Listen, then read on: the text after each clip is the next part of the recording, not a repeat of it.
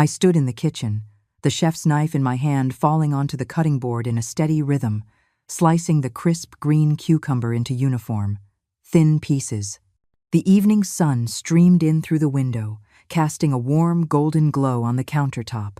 Thump, thump, thump. The sound of the knife hitting the board was especially clear in the quiet kitchen. 3 years ago, after Arthur passed away, I moved in with my son, Julian. Leo had just been born, and Clara's maternity leave was ending. She had to go back to work, and they really needed someone to help around the house. I still remember what Julian said when he came to pick me up. "Mom, we don't feel right with you living all alone. Come live with us. You can help look after Leo, too." That phrase, "help look after Leo, too," sounded a bit sharp at the time, but I didn't let it bother me. My grandson needed me. That was enough.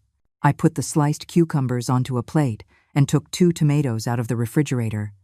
Julian always loved the meatloaf I used to make. As a child, he could eat 2 huge helpings with a single serving. Thinking of my son, the corners of my mouth turned up in a smile.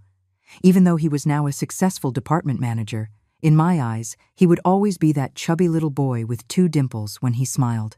"Grandma, Grandma," a tender, childish voice called from the living room, accompanied by the pitter-patter of tiny feet. My little Leo ran into the kitchen and threw his arms around my leg.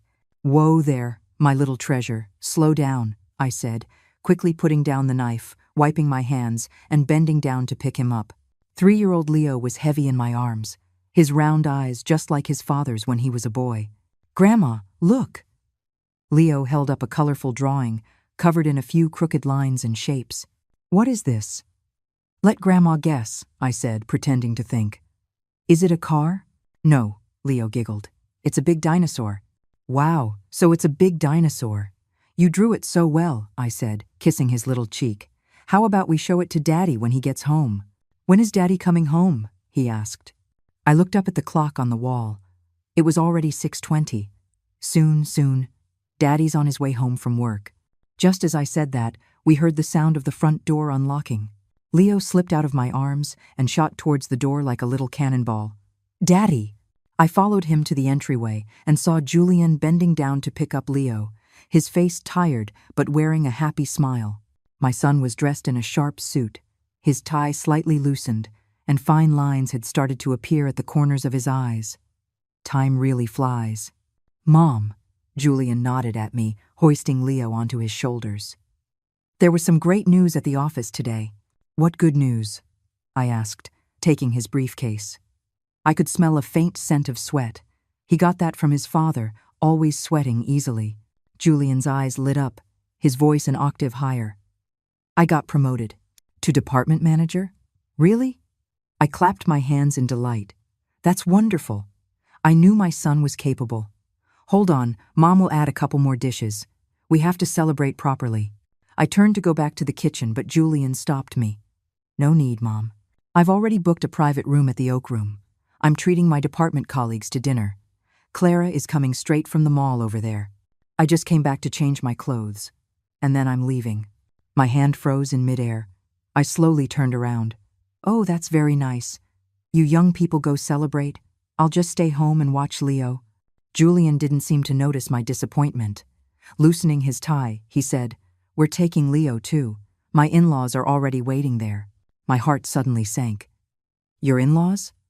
The words left my mouth before I realized he meant Clara's parents. "Yeah, Clara said the whole family has to be there for such a happy occasion," Julian said, draping his suit jacket over the back of the sofa. "Mom, don't trouble yourself. There are leftovers in the fridge. You can just heat them up and eat." I nodded, forcing a smile. "Okay, you all go have a good time." Julian quickly took a shower, changed his clothes, and left with Leo in his arms. After the sound of the door closing, the only thing left in the kitchen was the gurgling of the soup simmering on the stove. I slowly walked back into the kitchen, turned off the heat, and looked at the ingredients I had prepared. Suddenly, I had no appetite to cook. The Oak Room was a high-end restaurant Clara's parents went to often. Arthur and I had only been to places like that a few times in our entire lives. "Forget it," I muttered to myself. "I'm too old to get used to that fancy food anyway." I wrapped the cucumber and tomatoes in plastic wrap and put them back in the refrigerator. In the freezer, there was still half a dish of leftover meatloaf from yesterday and a bowl of rice. That was enough dinner for one person. Just as the microwave beeped, my phone rang. It was a text from Clara. "Mom, remember to eat the leftovers in the kitchen fridge. Don't let them go to waste." I was about to reply when another message came in. It was a photo.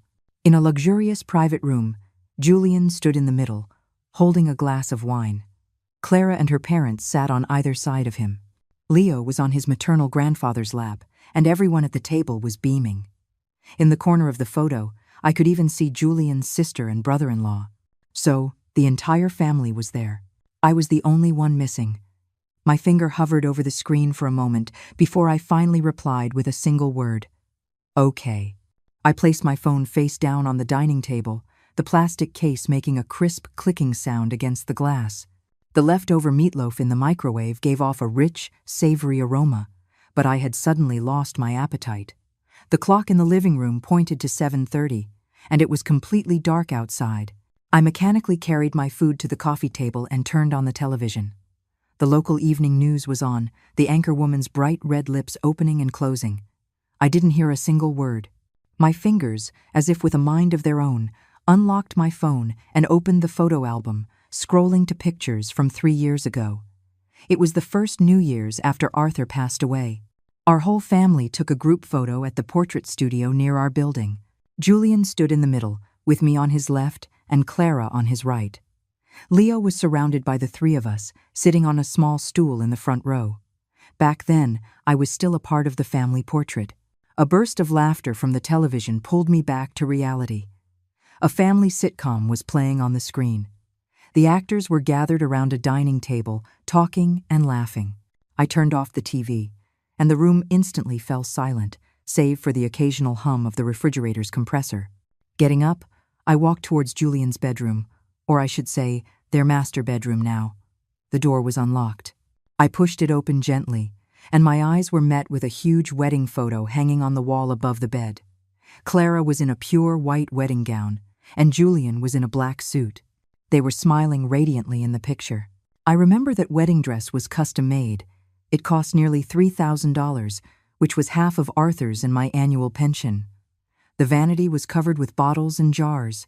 I recognized a few as the expensive skincare products Julian had given Clara for her last birthday. Next to it was an exquisite jewelry box filled with gold pieces, most of which Arthur and I had given them over the years. In the most prominent spot was a diamond necklace that Julian had bought for their 5th wedding anniversary last year. I gently closed the door and turned to Leo's room. The children's room was a riot of color, with cartoon stickers on the walls and toys piled in the corner. I picked up the teddy bear from his bedside. I had sewn it myself when Leo was born. It was a little worn now, but Leo always had to hug it to sleep. "At least Leo still needs me," I murmured, putting the bear back in its place. Back in the living room, my gaze fell on the family photo albums on the bookshelf. I took down the most recent one. A thin layer of dust had settled on the cover. I opened the first page. It was a black and white photo of Julian at 1 month old, a tiny thing wrapped in a swaddle. My own young face was beaming with the joy of new motherhood. Flipping through, there was Julian's first day of kindergarten, clinging to my shirt and refusing to let go. At his elementary school graduation, he wore a big red corsage and recited a poem on stage.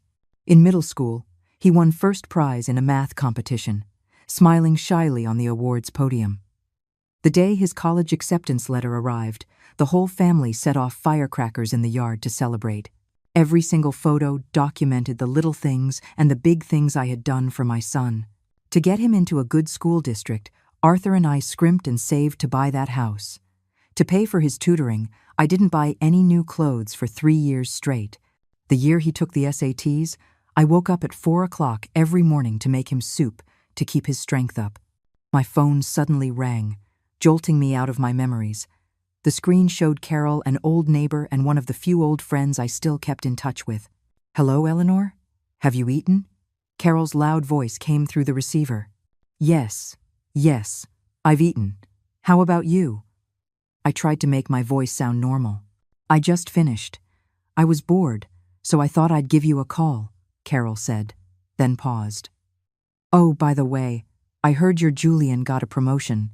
Clara ran into me in the neighborhood today. She was so happy, said they'll finally be able to get a bigger house now. My fingers unconsciously tightened on the edge of the photo album. A bigger house? Yeah, Clara said they've got their eye on that new development on the east side, those townhouses called Willow Creek Estates. Carol's voice was filled with envy. Your Julian is so successful. A sharp pain shot through my stomach.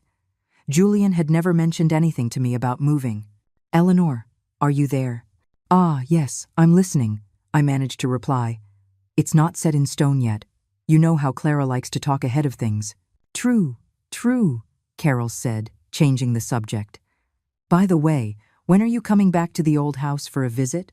The community is registering for demolition notices, and it looks like your building is within the scope. Demolition? I was completely stunned. Since when? Just in the last couple of weeks. The notices are all posted. The compensation plan looks pretty good, too. Carol's tone became puzzled. What? Julian didn't tell you. I took a deep breath. He might have. My memory isn't so good lately. After a few more pleasantries, I hung up, my hands trembling uncontrollably. Demolition? A new house? These were huge things. And I, his mother, was hearing about them from someone else. I walked out onto the balcony. The early summer night breeze was slightly cool. In the distance, the city's neon lights flickered, the silhouettes of skyscrapers faint in the darkness. Julian and the others were probably at the Oak Room right now, glasses clinking, celebrating. Were Clara's parents bragging about their businessman's son-in-law again?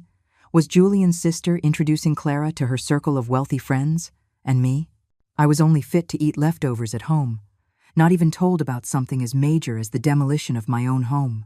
Back inside, I opened the album again, stopping on the night of Julian's college graduation. In the photo, he wore a cap and gown, his arms around Arthur's and my shoulders. The three of us were smiling so brightly under the sunday. Back then, I was still an important person in his life. My finger traced Julian's young face in the picture, and a tear fell uncontrollably onto the album. I hastily wiped it away, but more followed. Oh, Arthur, I whispered to my husband's gentle, smiling face in the photo. Our son is all grown up. He doesn't need me anymore. I closed the album and went to the bathroom to wash my face. The woman in the mirror had red, swollen eyes, and the wrinkles seemed deeper than last year. 68 years old. At an age when others were enjoying their grandchildren, I was feeling more and more out of place. Back in my bedroom, I opened the closet, my eyes falling on a small suitcase in the corner. It was the one Arthur used during his last hospital stay, filled with his clothes and daily necessities. When he was discharged, the suitcase was empty. Most of his things were left at the hospital or thrown away. I pulled out the suitcase and dusted it off. The wheels were a bit stuck, but it still worked. I opened it. A faint smell of disinfectant still lingered inside. Just for a few days, I told myself, and began packing a few changes of clothes and some toiletries. I'll go stay with Helen for a few days, just to clear my head. Helen was a former colleague of mine.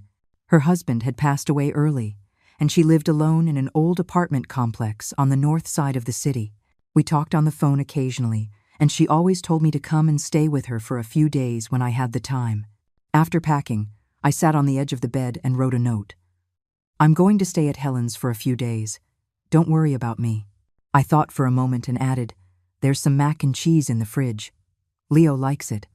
I stuck the note on the refrigerator and took one last look around the house I had lived in for 3 years. The living room I cleaned every day, the kitchen where I carefully prepared every meal, the small table and chairs where Leo scribbled his drawings. I had given so much, yet I felt like an invisible person. The moment I closed the door, I heard something inside me break. As the elevator descended, I gripped the handle of the suitcase tightly, as if it were the only thing I could hold on to. As I walked out of the building's main entrance, the security guard, Mike, looked at my suitcase curiously. Mrs. Eleanor, heading out so late? Yes, going to stay with an old friend for a few days. I managed to smile. Take care now. Be safe. Mike waved warmly. I nodded and dragged my suitcase towards the bus stop. The last bus had already left, so I had to hail a taxi. Where to? the driver asked. I gave him Helen's address, and then leaned back against the seat, closing my eyes. The car drove into the night, the distance from home growing farther and farther. My phone vibrated. It was a message from Clara. "Mom, where did you put Leo's formula?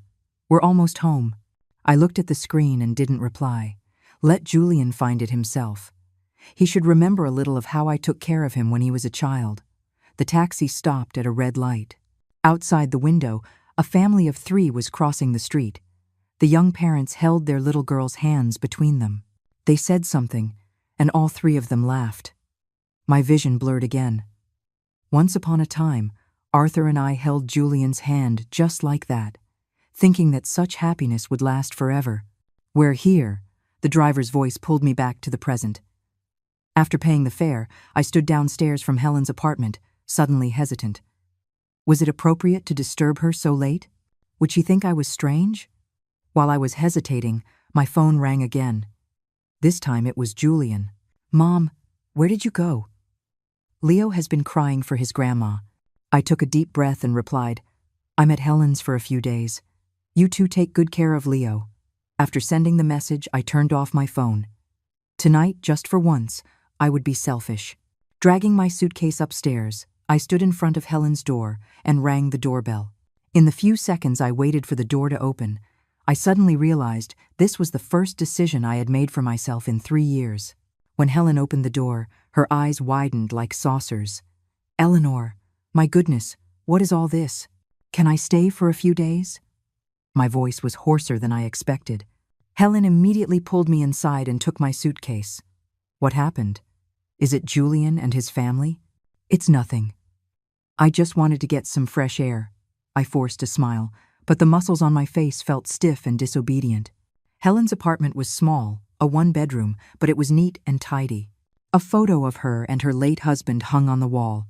A few green plants sat by the television. The air had a faint scent of sandalwood, and an open book and a pair of reading glasses lay on the coffee table. "Have you eaten?" "I can heat up some soup for you," Helen asked with concern. "No, thank you, I've already eaten." I put down my bag and was suddenly overcome with exhaustion. My legs felt as heavy as lead. Helen, sensing my condition, didn't press further. "Then you go take a hot shower first. I'll make up the bed for you." The sofa pulls out into a bed. It's very comfortable. As the hot water washed over my body, I realized I had been trembling the whole time. The steam fogged up the bathroom mirror, blurring my vision along with it. For 3 years, this was the first time I had showered in a bathroom without Leo's noisy interruptions, without rushing out to see if he had fallen or bumped into something. Wearing the clean pajamas Helen had prepared for me, I walked out of the bathroom to find she had already made the sofa bed. A glass of warm milk sat on the bedside table. "Drink some milk. It'll help you sleep," Helen said, patting my shoulder. "Whatever it is, we can talk about it tomorrow. For tonight, just get a good rest." I nodded gratefully, drank the milk, and snuggled into the soft blankets. Helen turned off the living room light, leaving only a small nightlight on. My body was extremely tired, but my mind was wide awake. I stared at the ceiling, listening to the sound of cars occasionally passing outside, my thoughts racing. Had Julian and his family gotten home? What would they think when they saw my note? Was Leo crying? Did they find the mac and cheese in the fridge? My phone was still off. I didn't dare turn it on. I was afraid of seeing Julian's questioning texts, and I was afraid I would soften. After Arthur passed, Julian became my entire emotional support. Now, even tears welled up again. I quietly wiped them away, not wanting Helen in the next room to hear. The pillow smelled of sunshine. Helen must have aired it out today. This small, considerate gesture made the feeling of being neglected at home even more acute. I don't know when I finally fell asleep, but I dreamed of Arthur standing in the distance, waving at me. I wanted to run to him, but a small hand held me back. It was Leo. He was crying, "Grandma, don't go." I was torn. The morning sun shone through the curtains onto my face. I opened my eyes, momentarily disoriented, until I saw the familiar furnishings of Helen's home and remembered the events of last night. Helen was already up. The smell of frying eggs wafted from the kitchen. I sat up and noticed an extra blanket covering me. Helen must have added it during the night. "You're awake," Helen said, carrying breakfast out from the kitchen. "Fried eggs, oatmeal, and some pickles I made. Just something simple." I thanked her and sat down at the small dining table. The breakfast was simple, but it reminded me of the days before I retired, eating with Helen in the company cafeteria. Life was busy then, but at least I had my own life. "Now, can you tell me what happened?" Helen sat down across from me and asked softly. I stirred the oatmeal in my bowl and told her everything that had happened yesterday. Julian's promotion celebration that I wasn't invited to, Clara's text telling me to eat the leftovers, and hearing about the demolition and moving plans from Carol. Helen's brow furrowed deeper and deeper. "That's just too much. Not telling you about something as big as the demolition. What I want to know most right now is what's really going on with the old house," I said, putting down my chopsticks. "Julian probably thought I didn't care about these things, so he didn't mention it." "Well, that's easy enough to find out. I'll go with you to the old building to take a look." Helen stood up decisively. "The notice must be posted on the community bulletin board." After breakfast, we took a bus to the old neighborhood where I used to live. Along the way, the scenery outside the window grew more and more familiar. The grocery store Arthur and I used to frequent, the kindergarten Julian attended, the park where our family used to walk on weekends. I hadn't been back in 3 years. Not much had changed, it was just a bit older. Walking through the community gate, my heart began to beat faster. This was the sycamore tree Julian had crashed into while learning to ride his bike. That was the stone bench where Arthur loved to sit and cool off in the summer. A few old neighbors were gathered in front of the bulletin board. When they saw me, they greeted me with surprise. "Eleanor, long time no see." After some small talk, I looked at the bulletin board.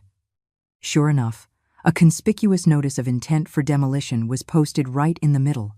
It clearly stated that our building was within the demolition scope and required homeowners to register with the community office within 2 weeks. "Your Julian came by last week," said Mr. Robert, who lived across the hall from me. "He brought a stack of documents and talked to the community office people for a long time." A tightness grew in my chest. "What did he say?" "I'm not sure about the details." Seemed like he was asking about the compensation money. Mr. Robert shook his head. "Your place is large. The compensation should be quite a lot." Helen gently squeezed my hand. "Do you want to go ask at the community office?" The community office was right in the center of the complex. The staff member, Sarah, was an enthusiastic young woman who had often helped Arthur with his pension matters. "Mrs. Eleanor," Sarah stood up in surprise. "I haven't seen you in so long." I managed a smile and got straight to the point. "Sarah, I'd like to ask about the demolition of our building." Sarah flipped through a registration book. "Building 3, Unit 2, 502. The homeowner is Arthur Chen. Your son was here last week. He submitted copies of the property deed and IDs. The preliminary compensation estimate is around $300,000. $300,000? The number made my vision go dark. After Arthur passed, the house was naturally inherited by both Julian and me. Although I had been living there, his name was indeed on the deed. "So, what's the status now?" I tried to remain calm. "It's already in the assessment stage," Sarah explained. "Once the assessment results are out and the agreement is signed, the compensation can be disbursed within 3 months." She hesitated for a moment. "Your son said you weren't in good health and that he was fully authorized to handle everything. Is there a problem?" "A huge problem."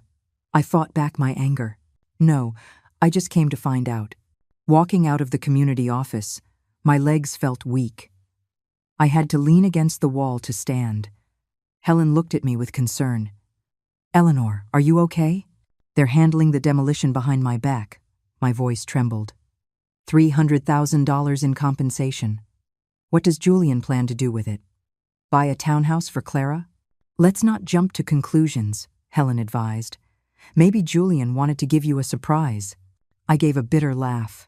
What kind of surprise needs to be kept from me? Standing in front of the old house I had lived in for over 20 years, I took out my key. I had never removed this key from my keyring. I inserted it into the lock, turned it, and the door opened. A musty smell hit me. The furniture was all covered in white cloths, and a thin layer of dust had accumulated on the floor. Sunlight streamed through the gaps in the curtains, illuminating the floating dust particles in the air. My footsteps left clear prints on the wooden floor. Everything here was so familiar: the rocking chair Arthur loved, the porcelain vase I used for flower arrangements, the basketball scuff mark Julian left on the wall in middle school. Our wedding photo still hung above the bed in the master bedroom.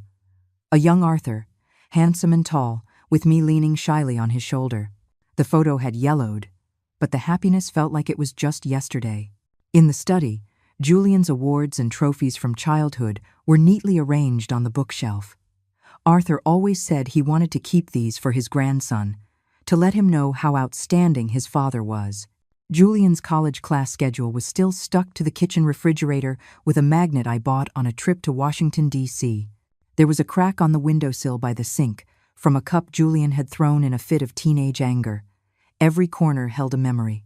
And now, all of it was about to be leveled by bulldozers.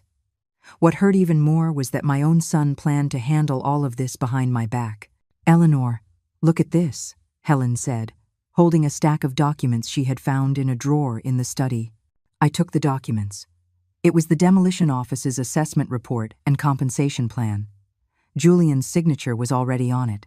There was also a power of attorney form with a signature that sloppily imitated mine. I knew my own handwriting too well. This was definitely not my signature. He forged my signature. My voice was barely a whisper. Helen gasped. This is illegal." I mechanically flipped through the documents when I suddenly found a note tucked into the last page. It was written by Julian to Clara. "Honey, once the demolition money comes through, don't tell Mom at first. We'll bring her over to live with us after we buy the townhouse, so she doesn't worry about the money. I've already designed the basement as her room. It's close to the kitchen, convenient for her to cook." The basement. My room was in the basement. The world started to spin. I collapsed into Arthur's rocking chair. It let out a familiar creak. Once upon a time, Arthur sat here, holding a young Julian and telling him stories. Later, Julian sat here studying for his exams, and later, "Eleanor, what are you going to do?" Helen asked worriedly. I took a deep breath and suddenly made a decision. "I'm going to stay here for a few days." "Here?" Helen looked around, but the utilities should still be on. I stood up and pulled the dust cover off the sofa. "I need time to think, and I need evidence." Helen tried to dissuade me, but seeing the look on my face, she gave up. "Then at least let me help you clean up a bit." We worked together, quickly cleaning the dust from the living room and bedroom.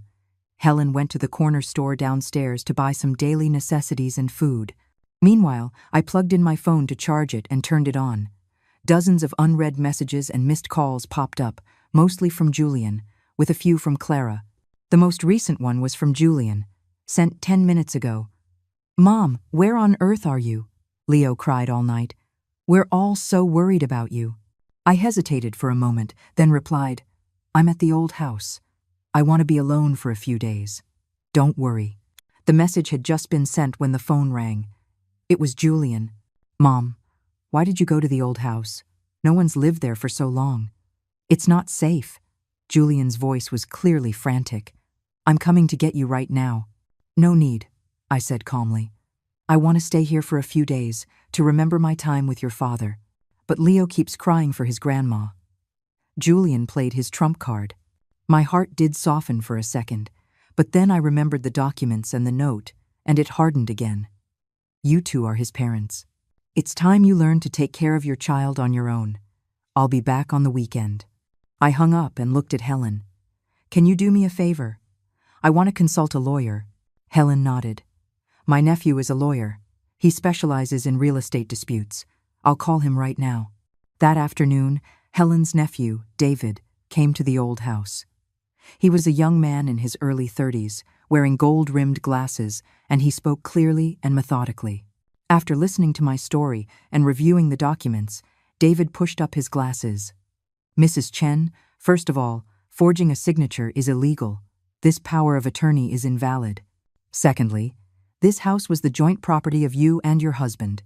After he passed away, both you and your son are legal heirs, each holding a certain percentage. Any disposal of the property requires the consent of both parties." "So what should I do now?" I asked. "First, You should go to the community office and revoke that power of attorney, stating that you do not agree with the current arrangement, David said. Secondly, I suggest you have a serious talk with your son to understand his true intentions. After seeing David out, I sat on the newly made bed, watching the sunset through the window. The old house was quiet. Every evening the sunlight would stream in just like this. Arthur always called it the golden hour. My phone rang again. This time it was Clara. "Mom, please don't be angry. We didn't mean to not invite you to dinner. We just thought you wouldn't like that kind of occasion. Leo really misses you." I didn't reply. It wasn't that I disliked the occasion, it was that I disliked being excluded. It wasn't anger, it was heartbreak. As night fell, the familiar sounds of the old house began to emerge. One by one, the occasional gurgle of the water pipes, the soft whistle of the wind through the windows, the faint sound of the neighbor's television downstairs. These sounds, which once formed the background of my daily life, now sounded so dear. I decided to stay here for a few days to think carefully about the road ahead. 68 years old might not be too old. It might still be possible to start over. When the morning sun filtered through the sheer curtains, I momentarily thought Arthur was still beside me. I reached out to the other side of the bed, only to touch a cold sheet. Only then did I fully wake up. Mornings in the old house were exceptionally quiet. There were no cries from Leo, no hurried footsteps from Julian, no sound of Clara blow-drying her hair. There was only the occasional birdsong from outside the window, and the sound of the old man downstairs clearing his throat. I got out of bed and opened the curtains. The May sunshine streamed in gently. On the balcony of the building opposite, a few neighbors were hanging out their laundry. Old Mr. Zhao from the third floor saw me and waved in surprise. I nodded back in acknowledgement. In the kitchen, I boiled a pot of water and made a cup of jasmine tea. It was left over from 3 years ago, and the flavor had faded, but it would do. Holding the teacup, I stood on the balcony overlooking the neighborhood. In the central garden, a few elderly people were practicing Tai Chi, while children chased each other, a picture of peace. My phone vibrated. It was a message from Helen. "Are you awake? Do you need me to bring you breakfast?" I replied that it wasn't necessary, that I could manage on my own. After hanging up, I suddenly realized this was the first morning in 3 years where no one needed me to take care of them. The breakfast stall at the neighborhood entrance was still there. The lady selling pancakes actually recognized me. "Oh, Mrs. Chen, long time no see. You look the same as ever." I nodded, a warmth spreading through my chest. The smell of the pancakes reminded me of the days I used to buy breakfast for Julian. He would always grab the pancake in a hurry and run off to school, with me shouting after him, "Slow down, don't choke." Back in the old house, I ate my pancake while reviewing yesterday's documents. David was right. I should first revoke that forged power of attorney. But deep down, I still hoped to have a good talk with Julian. I didn't want things to get ugly. Just as I was thinking, the phone rang. The screen showed Julian. I took a deep breath before answering. "Mom, are you okay at the old house?" Julian's voice sounded exhausted. I could faintly hear Leo crying in the background. "I'm fine," I answered calmly. "What's wrong with Leo?" "He's been crying since last night, won't eat his breakfast. He just wants his grandma." Julian sighed. "Clara's going to be late for work, and Mom, when are you coming back?" I gripped the phone tightly, trying to keep my voice from trembling. "I told you, I'll be back on the weekend. You two are his parents. You need to learn to handle these things." "But no buts," I interrupted him. "I've taken care of Leo for 3 years, since he was a baby. You can't even manage for 3 days?" There was a moment of silence on the other end. Then Julian's voice suddenly turned cold. "Fine. Have it your way. But Mom, the old building is going to be demolished soon. You shouldn't stay there too long." My heart sank. "How do you know about the demolition?" "I heard it from the neighbors." Julian was clearly flustered. I have a meeting to get to. I'll hang up now." The call ended. I stared at my phone, a tightness in my chest. He was still lying. I decided not to wait any longer. I would go to the community office today and revoke that power of attorney. The community office had just opened. Sarah was organizing files. She was a little surprised to see me. "Mrs. Chen, you're here again?" "Sarah, I want to revoke the previous power of attorney," I said directly. "What?" Sarah was stunned. "But your son said you weren't well." "I'm perfectly fine." I took out my ID from my bag. The signature on that power of attorney was forged. I knew nothing about it. Sarah's face changed. "This is a very serious matter." "I know," I nodded. "That's why I'm here to clarify the facts. My son and I are co-owners of the property. Any demolition agreement requires both our signatures, correct?" Sarah quickly pulled out the documents. "Yes, according to the regulations. That's correct. Mrs. Chen, would you like to discuss this with your son first?" "No need." My voice was calm but exceptionally firm. "Please help me with the revocation procedure. Also, please notify me directly of any progress regarding the demolition." After completing the paperwork, I walked out of the community office. The sun on my face felt like a weight had been lifted. For the first time in 3 years, I had made a decision for myself. For the first time, I had clearly said no.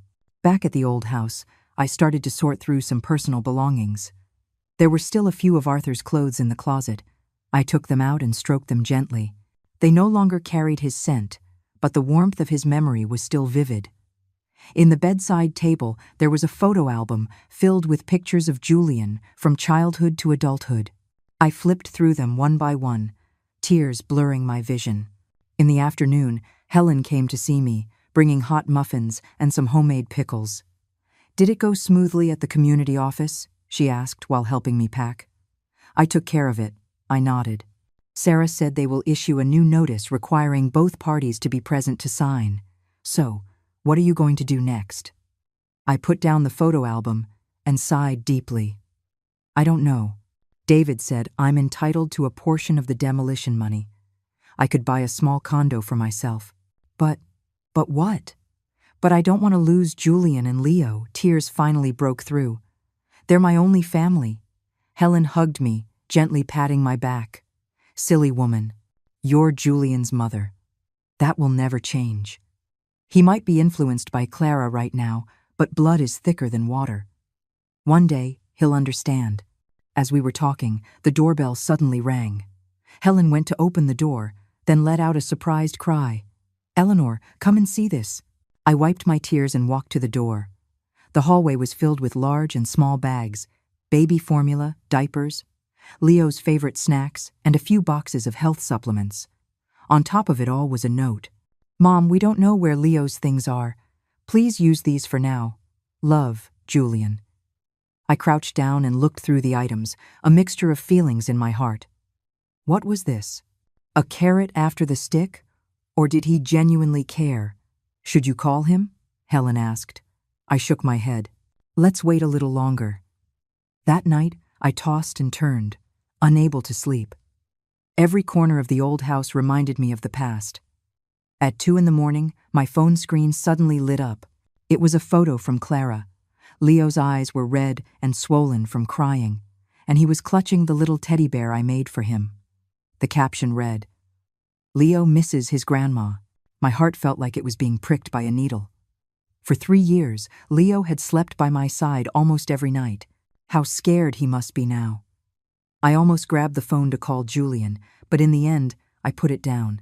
If they truly cared about my feelings, they wouldn't have forged my signature, wouldn't have planned to put me in the basement, and wouldn't have forgotten only me during a family celebration. On the 3rd morning, I decided to go for a walk. The park near the neighborhood was a place Arthur and I often visited. We would always sit on a bench and have breakfast after our morning exercises. The park hadn't changed much, only the trees were taller. I sat on our familiar bench, watching the morning light on the lake, lost in thought. "Mrs. Chen, is that you?" A gentle male voice came from behind. I turned around to see a spirited, elderly man with white hair and gold-rimmed glasses. He looked familiar. "I'm James Peterson. I used to be an English teacher at the high school. I was a colleague of your husband's," the man introduced himself with a smile. It was then that I remembered. "Mr. Peterson, it's been a long time." Mr. Peterson sat down next to me. "I heard you moved in with your son. What brings you back?" I briefly explained the situation.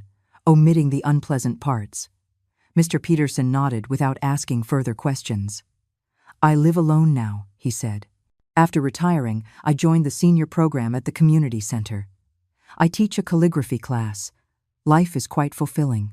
He took out his phone and showed me some photos of their activities, calligraphy exhibitions, poetry readings, a senior choir. The elderly people in the photos were all smiling, full of life.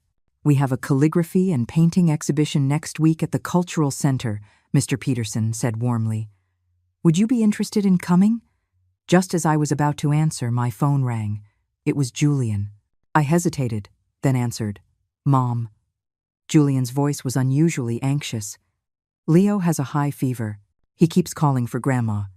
Can you come back and see him? My heart clenched. What's his temperature? 103.1. We just gave him some fever reducer, but it's not going down. Julian's voice was filled with unprecedented panic. We don't know what to do. I gripped the phone, my heart torn. Leo was sick. I should go back and take care of him. But if I went back just like that, what was the point of all my resolve? Mom, I'm begging you. Julian's voice choked up. Leo really needs you. In the end, my love for my grandson won. I'll be right back. After hanging up, I apologized to Mr. Peterson, explaining I had a family emergency. Mr. Peterson nodded in understanding and handed me a business card. Get in touch when you have time. The community center is always open to you. I hurried back to the old house, packed a few essentials, and called Helen to explain the situation. You're going back? Helen sounded worried. Leo is sick. I have to go see him, I sighed. But this time, I won't suffer in silence anymore. Helen called a taxi for me. Before I left, she hugged me tightly. Remember, you deserve to be respected. Call me anytime you need anything. Before getting in the car, I took one last look at the old house. This short escape had made me understand many things. I was no longer just a caregiver, a neglected mother and grandmother. I was a person with rights and dignity, deserving to be heard and respected. The taxi headed towards Julian's house. My heart was no longer as lost as it was when I left. No matter what I had to face next, I had found a part of myself again, the Eleanor who, besides being a mother and grandmother, still had her own life. When the taxi stopped downstairs at Julian's building, a light rain began to fall. I didn't have an umbrella, so I had to cover my head with my bag and run into the building. As the elevator ascended, my heart beat faster and faster, worried about Leo's condition and anxious about the confrontation to come. I inserted the key into the lock. The moment the door opened, I heard Leo's heart-wrenching cries. Without changing my shoes, I rushed directly to the children's room.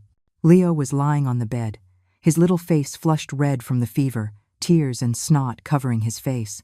Clara was clumsily trying to take his temperature, while Julian stood nearby, holding a half-spilled cup of medicine. Seeing me, they both looked immensely relieved. Mom! Julian practically ran over. You're finally back.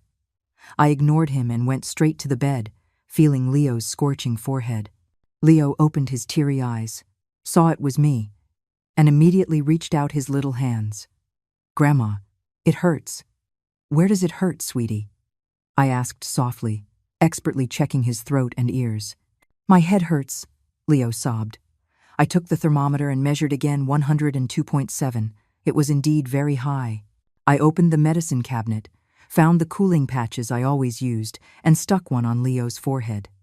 Then, I soaked a towel in warm water and gently wiped his hands and feet. Have you been to the hospital? I asked, my eyes not on Julian or Clara. Not yet, Clara stammered. We wanted to see if the fever reducer would work first. I took a deep breath, suppressing my frustration. With such a high fever for so long, it could be tonsillitis or an ear infection. He needs to go to the hospital, so we go now? Julian asked, his tone uncertain. Of course, now. I picked up Leo. He quieted down a little in my arms, his small hands clutching my collar tightly. Julian hurriedly grabbed the car keys, and Clara ran into the bedroom to change.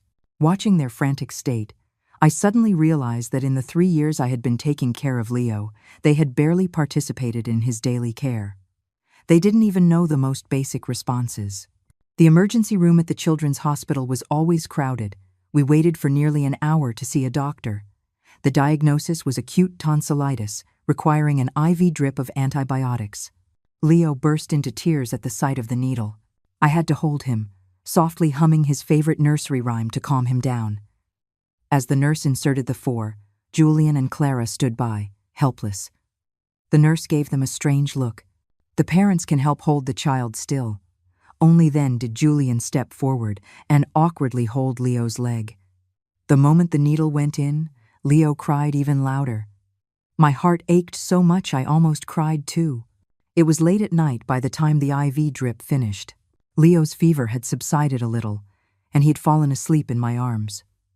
On the way home, the car was silent, except for the sound of the rain hitting the windows and Leo's steady breathing. When we got home, I settled Leo in his bed and stayed by his side.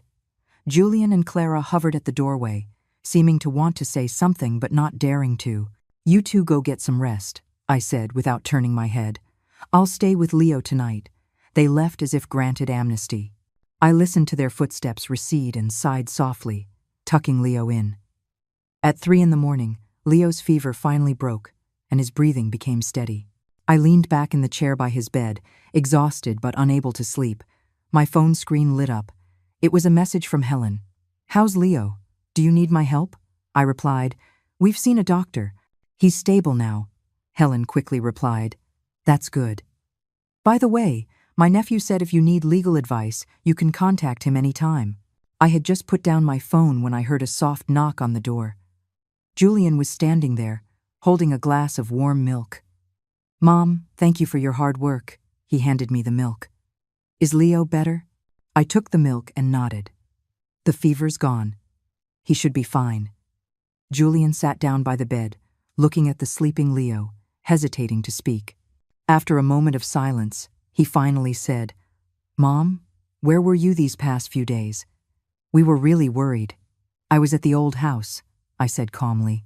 I saw the demolition notice, and I saw the power of attorney you forged with my signature. Julian's face turned pale instantly. Mom, let me explain. Explain what? My voice was still calm, but each word was as cold as an icicle. Explain how you handled the old house behind my back? Explain how you and Clara planned to use the demolition money to buy a townhouse? Or explain how you planned to have me live in the basement? Julian's eyes widened, clearly not expecting me to know so much. Mom, it's not what you think. We wanted to give you a surprise. Enough, I hissed, keeping my voice low so as not to wake Leo. You're still lying. Julian hung his head, his hands wringing nervously. I'm sorry, Mom. It was Clara. She said you were getting old, that we should just handle these things. So in your eyes, I'm already senile, not worthy of knowing my own house is being torn down? My voice trembled. Julian, that house was your father's and my life's work. And you so easily... Mom, Julian suddenly grabbed my hand. After the demolition money comes, we'll definitely give you a share. It's just that Clara has always wanted a bigger house, and you know how real estate prices are now? I pulled my hand back, feeling a chill in my heart. So how much were you planning to give me? A room in the basement? Julian was speechless, his eyes darting away. Just then, Leo turned over in his sleep and murmured, Grandma. We both looked at him, speechless for a moment. Go to bed, I finally said. We'll talk tomorrow. Julian, as if granted another amnesty, quickly left the room. I leaned back in the chair, looking at Leo's sleeping face, tears streaming down silently. This was the son I had raised. To please his wife, he could deceive his own mother like this. The next morning, Leo's fever was completely gone, and he was in much better spirits. I made him his favorite steamed egg custard, feeding it to him one small spoonful at a time. Clara came out of her room and saw this, her expression complicated. Mom, thank you for last night. I didn't respond, just focused on feeding Leo. Clara stood there awkwardly for a moment, then went to the kitchen to make coffee. Julian came out with dark circles under his eyes, obviously having not slept well all night. He sat across the dining table, wanting to speak but hesitating. Leo happily called out, Daddy, breaking the heavy atmosphere. Daddy, Grandma's back, Leo said, waving his arms.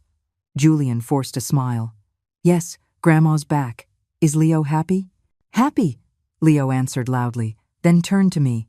Grandma's not leaving. I kissed his cheek. Grandma will always be with Leo. This sentence seemed to relieve Julian. The tense expression on his face softened. But I knew the problems between us were far from resolved. After breakfast, Clara went to work. Julian said he had taken a half-day off to help at home. While Leo was watching cartoons, Julian finally gathered the courage to speak. Mom, about the old house, can we talk properly? I put down the cleaning cloth and sat on the sofa. Go ahead. I'm listening. First, I apologize for handling the demolition behind your back, Julian said, his head bowed like a child who had done wrong. But you have to believe, we never intended to mistreat you. Then why forge my signature? I looked him straight in the eye. Julian avoided my gaze because Clara said you might not agree to demolishing the old house. After all, there are so many memories. So you just made the decision for me? I shook my head. Julian, I am your mother, not an elderly person whose life you can just arrange. I have the right to know, the right to decide. I was wrong, Mom. Julian's voice was tinged with tears. You can punish me however you want, just please don't be angry with me anymore. Seeing his red-rimmed eyes, my heart softened a bit, but then I remembered the documents and the plan, and it hardened again. I'm going to revoke that power of attorney. I will be personally involved in the demolition process. As for how the compensation money is divided, we need to have a serious talk. Julian nodded repeatedly. Whatever you say, Mom. As long as you don't leave this family, anything is fine. Julian, I interrupted him. I came back because Leo was sick, not because I've forgiven what you've done. We need time to talk properly and rebuild trust. Julian fell silent. After a long while, he said, Mom, you've changed. Yes, I have, I admitted frankly. I've realized that besides being your mother and Leo's grandmother, I am also myself Eleanor. I have my own rights, my own feelings, my own needs. Julian seemed stunned by this, staring at me blankly. Just then, the phone rang. It was Clara. Julian answered and walked out to the balcony to talk. Through the glass door, I saw his expression change from surprise to anger, and finally to resignation. After hanging up, he came back with a grim face. What is it? I asked. Clara. She's not happy that you want to be involved in the compensation distribution, Julian said with difficulty. She says that money is very important for us to buy a house. I took a deep breath. So in her eyes, my rights are less important than your plan to buy a house. Julian didn't answer, but his silence said everything. My heart turned completely cold. Mom, Julian finally spoke, his voice cold and stiff. Have you had enough? Leo has been crying non-stop. Clara's work has been affected, and now you want to interfere with the demolition money. Can't you be a little more considerate of us? I looked at him in shock, unable to believe these words came from the son I had worked so hard to raise.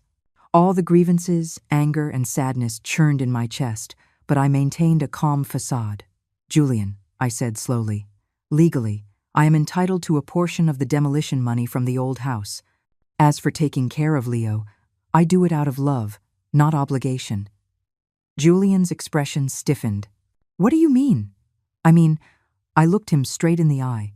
If you and Clara think I'm just a free nanny and a cash machine you can dispose of at will, you are mistaken. Julian's phone rang again. He glanced at it and irritably rejected the call. Mom, can we please not fight? How much money do you want? Just say it. The words stabbed me like a knife. I stood up, my voice trembling. You think all I want is money? Julian, what I want is respect. To be treated as a person with thoughts and feelings, not an accessory in your lives. Leo was frightened by our argument and started to sob. I quickly went to him and held him, soothing him softly. Julian stood by, his expression complex. Once Leo calmed down, I decided to bring up the key issue. The demolition appraisal is about $300,000, right? Julian was clearly flustered. How? How did you know? I asked at the community office, I said calmly.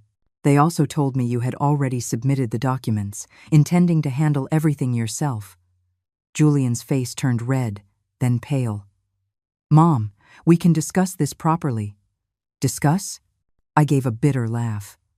"If I hadn't found out, would you have discussed it with me?" Julian was speechless. He turned and walked to the balcony to call Clara again. This time, he kept his voice very low, but I still caught phrases like, "My mom knows everything. She's going to revoke the power of attorney, and what do we do?" After the call, Julian's attitude suddenly changed. "Mom, Clara said she wants to treat you to dinner tonight, to have a good talk. I sense there must be a reason behind this sudden shift. No need. We can talk at home if there's anything to say." "But Julian," I interrupted him, "since when did we, mother and son, need to be so formal?" He fell silent again. The atmosphere became awkward. Leo seemed to sense it and clung to me tightly. In the afternoon, Clara came home early, carrying a box of exquisite pastries. She put on a smile as soon as she walked in. "Mom, I heard you like the walnut crisps from this place. I bought some especially for you." I thanked her but didn't engage further. Clara awkwardly placed the pastries on the table, then pulled Julian into the bedroom. Before closing the door, I heard her whisper, "We have to appease her." Otherwise the door closed, and I couldn't hear the rest, but it was enough to make my heart sink. As expected, their kindness had an ulterior motive. Clara took the initiative to cook dinner, which was extremely rare. At the dinner table, she kept putting food on my plate, asking about my well-being, but I could see the calculation behind her smile. "Mom," Clara finally got to the point. "I heard you know about the demolition." I nodded and continued eating. "Actually, we wanted to give you a surprise," Clara said sweetly. "We plan to use the demolition money to buy a big house and prepare a large, south-facing room for you." I put down my chopsticks and looked her straight in the eye. "Really? Then why did the note I found in Julian's study say the basement is close to the kitchen, convenient for Mom to cook?" Clara's smile froze on her face. Julian was so shocked he dropped his chopsticks. "Mom, you went through my study?" Julian stammered. "I was looking for Leo's vaccination records the other day," I explained calmly, "and I saw it by accident." After an awkward silence, Clara's expression suddenly changed. "Since you know everything, let's just be direct. We do have an urgent need for the demolition money. Aren't you living here just fine? Why do you have to fight over that bit of money?" "Clara," Julian tried to stop her. "Don't stop me," Clara said shrilly.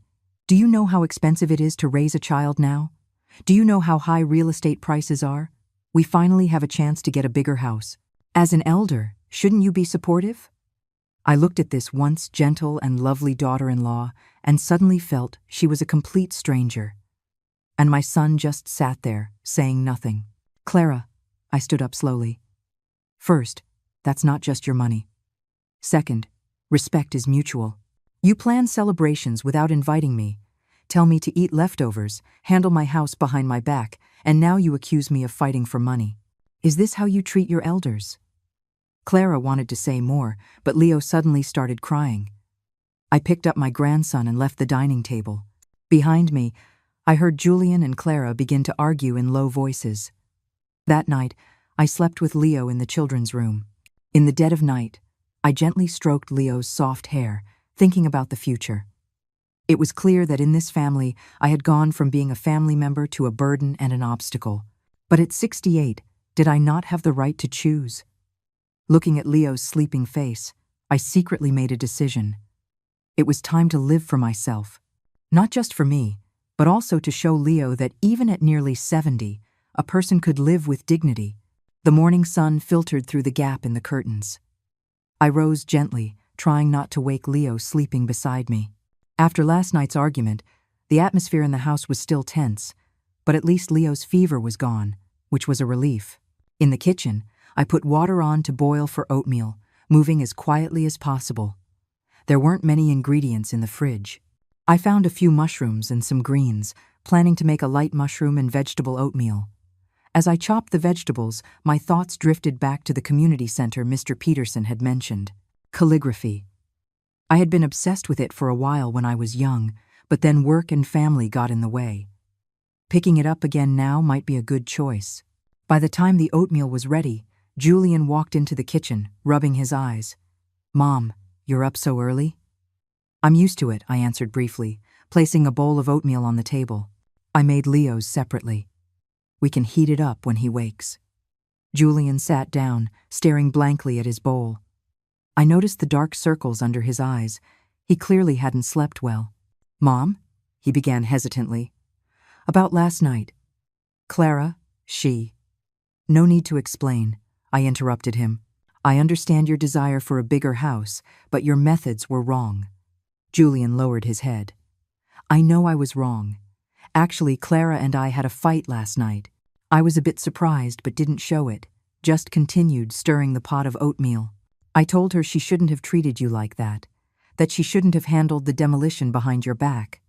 Julian's voice grew softer. "But she thinks I'm siding with you too much." "And what do you think?" I put down the spoon and looked him in the eye. Julian looked up, his eyes red. "Mom, I don't know what to do." "It's you on one side, and Clara and Leo on the other. I don't want to lose any of you." Seeing his pained expression, my heart softened. It was true. The son caught in the middle had his own difficulties. But understanding didn't mean compromising. "Julian," I sat down across from him. "I'm not asking you to choose between me and Clara. I just want to be treated as a person with thoughts and dignity, not an accessory to be arranged by you." Julian was silent for a moment, then suddenly said, "Mom, you've really changed a lot. Have I? You never used to express your dissatisfaction so directly. You always endured in silence." I gave a bitter smile. "Because I used to think forbearance was love. Now I understand that true love requires mutual respect." Julian nodded thoughtfully, then as if making a great resolution, "Mom, you're right about the demolition money. It should be divided fairly. I'll talk to Clara again." I patted his hand. "Let's eat breakfast first. The oatmeal is getting cold." After breakfast, Julian went to work. Clara took the day off. Whether to genuinely spend time with Leo or to keep an eye on me, I didn't know. She stayed in her bedroom until after I put Leo down for his nap. "Mom." She stood at the kitchen doorway, her tone much softer than last night. "Can we talk?" I dried my hands and gestured for her to sit. "Go ahead." Clara wrung her hands. "About yesterday, my attitude was bad. I apologize." I didn't respond immediately, waiting for her to continue. "Julian and I discussed it," Clara continued, her eyes avoiding mine. "The demolition money. We agree you should have a part of it." "How much?" I asked directly. Clara was clearly not expecting such a direct question. She was stunned for a moment. "Well, we were thinking. 20%? How does that sound?" $80,000. I quickly calculated in my head. The market value of the old house was at least $300,000. Legally, I was entitled to at least half. "Clara," I said calmly, "do you know how much I'm entitled to by law?" Her expression froze. "Mom, we're family. Why do we have to be so calculative?" "If we were really family," I interrupted her, "you wouldn't have forged my signature, you wouldn't have planned for me to live in the basement, and you wouldn't have forgotten only me during a family celebration." Clara's face turned ugly. "Mom, are you trying to settle scores with us?"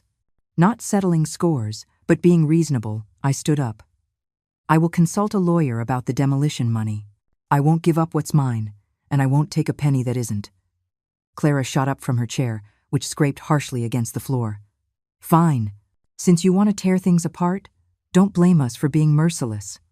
With that, she stormed back to her bedroom and slammed the door. I sighed, knowing the temporary peace was broken again.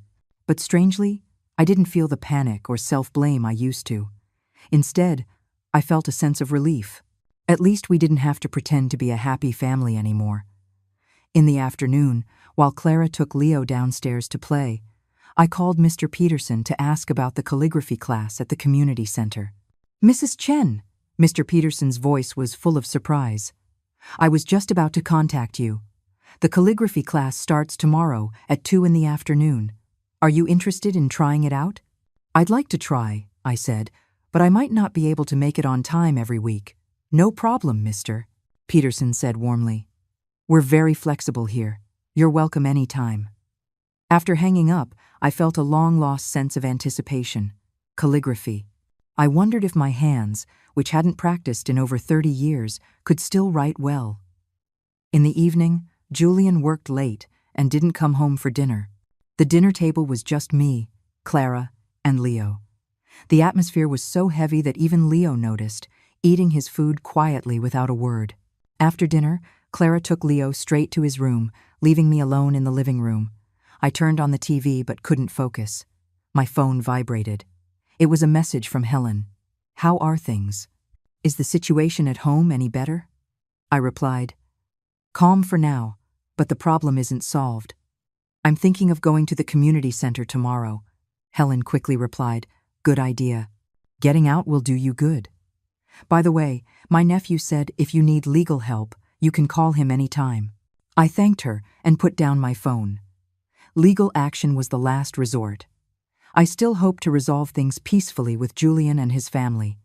The next morning, Julian was home for breakfast for a change. Clara was still asleep. I made his favorite biscuits. "Mom," Julian said, taking a bite, "do you have any plans today?" "I'm thinking of going to the community center this afternoon," I told him truthfully. "Mr. Peterson invited me to join the calligraphy class." Julian was clearly surprised. "A calligraphy class? Since when were you interested in calligraphy?" "I loved it when I was young, but then I got busy with work and family and had to put it aside." I poured him a glass of orange juice. "Now that I have time, I want to pick it up again." Julian nodded thoughtfully. "That's great. You should have some hobbies of your own." I sensed a change in his attitude. "Did Clara say something to you?" Julian put down his fork and sighed. "She said you threatened to get a lawyer to divide the demolition money." "I didn't threaten. I corrected him. I just said I would consult a lawyer to understand my rights." "Mom," Julian suddenly grabbed my hand, "let's not take it that far, okay? A family suing each other. It would be so ugly." Looking at his pleading eyes, my heart softened. "Julian, I don't want that either, but you both must respect my rights and my feelings." He nodded. "I understand. I'll try to talk to Clara again." After breakfast, Julian went to work. Clara got up and took Leo straight to her parents' house without even saying goodbye. I was alone at home and felt a sense of relief. At 1:30 in the afternoon, I packed a small bag and took the bus to the community center. On the bus, I watched the street scenes flash by, remembering the days when I used to carry my art supplies to class. Back then, I too had artistic dreams. The community center was on the 3rd floor of the cultural building, spacious and bright. The hallway was decorated with artworks by the members. Although the skill levels varied, you could see the heart poured into each piece. "Mrs. Chen." Mr. Peterson greeted me from a classroom, warmly shaking my hand. "I'm so glad you came." He showed me around the facility, introducing me to a few active classes, the choir, the painting class, the Tai Chi group, and finally, we arrived at the calligraphy classroom. A dozen or so silver-haired students were practicing. They nodded and smiled kindly when I entered. "Today, we're learning the basic strokes of standard script." Mr. Peterson introduced me to the class. "This is Mrs. Chen. She was a middle school art teacher before she retired and has a good foundation in calligraphy." I quickly waved my hands. "I haven't practiced in years. I'm starting from scratch now." Mr. Peterson sat me next to a kind-looking old lady. "This is Pat. She's the life of our class." Pat smiled and handed me a brush. "Mrs. Chen, welcome to our Sunset Glow team." The classroom was filled with a relaxed and cheerful atmosphere. When I dipped the brush in ink and made the first stroke on the paper, a long-lost sense of tranquility washed over me. Horizontal, vertical, left-falling stroke. The basic strokes were rusty, but the feeling was slowly coming back. "Relax your wrist," Mr. Peterson guided softly. "Yes, just like that. You have a very good foundation." When the 2-hour class ended, I was left wanting more. Pat enthusiastically invited me to join their after-class tea party, and I gladly accepted. At the tea party, the elderly members spoke freely, talking about calligraphy, life, and their families. When I mentioned the conflict with my son and daughter-in-law, Pat patted my hand. "My 2 sons are even worse. They almost came to blows over demolition money. They don't even speak to each other now." Another old gentleman said, "When children grow up, they have their own lives. We old folks have to learn to find our own fun and not revolve around them. Listening to everyone's stories, I suddenly realized that so many elderly people faced similar difficulties. The difference was that some chose to suffer in silence, while others bravely fought for their dignity. On the way home, my mood was much lighter. I passed a stationery store and went in to buy some paper and an inkstone, planning to practice at home. I opened the door to my son's house and was surprised to find Julian and Clara both in the living room. Leo was on the floor playing with blocks. Seeing me, Julian immediately stood up. "Mom, you're back. How was the calligraphy class?" "It was great," I answered briefly, noticing a cake box on the coffee table. "Mom," Clara began, her tone softer than yesterday, "we bought your favorite chestnut cake. We wanted to have a good talk with you." I put down my bag and sat in the armchair. "Go on." Julian and Clara exchanged a look. Then Julian said, "Mom, we've discussed it. We can give you 1/3 of the demolition money. The rest will be used for the new house, and we'll have a south-facing bedroom for you." I noticed he looked at Clara when he said we've discussed it. Clearly, this decision was something Clara had reluctantly agreed to. "And the basement?" I asked directly. Clara's face flushed. That was just a thoughtless idea before. "In the new house, you'll of course live upstairs." I didn't respond immediately, instead looking at Leo. The little guy was focused on his blocks, a serious look on his face. His t-shirt collar was dirty, and his nails were a bit long, details I usually took care of. "Leo," I called softly, "come to Grandma." Leo immediately dropped his blocks and ran over, stumbling into my arms. I stroked his hair and smelled the familiar scent of his baby shampoo. My heart softened. "Mom," Julian took the opportunity to say, "is this arrangement okay? We're a family. We can discuss and solve any problem." I took a deep breath.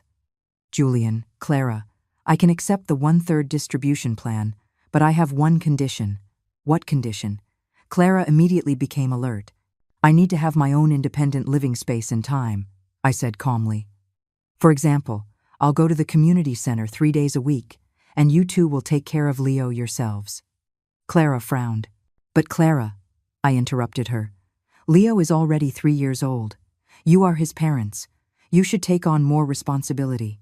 "I can help, but not do everything."